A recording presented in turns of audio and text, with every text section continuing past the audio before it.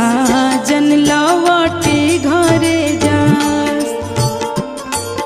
अरे हमारा के ले पापा जांघे बैठते साजन लौ